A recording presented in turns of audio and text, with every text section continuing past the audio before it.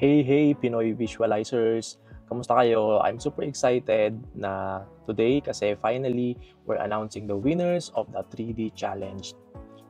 Okay, sobrang natuwa ako sa mga entries at super thank you sa effort sa lahat ng mga sumali at hindi ko napapatagalin. Ito ang mga winners ng 3D challenge. So ang first winner natin ay si Anthony De La Cruz.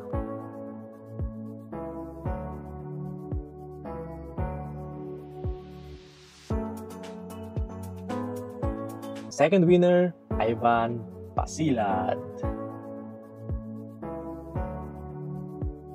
Third winner natin ay si Raymark Tulin.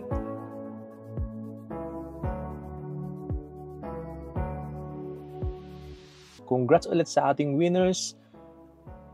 Palakpakan natin at sa lahat ng mga sumali, salamat din sa effort.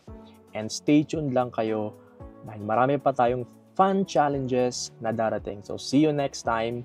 If you want to be part of the next 3D challenge and win prizes, comment 3D in the comments, isi-share ko sa inyo.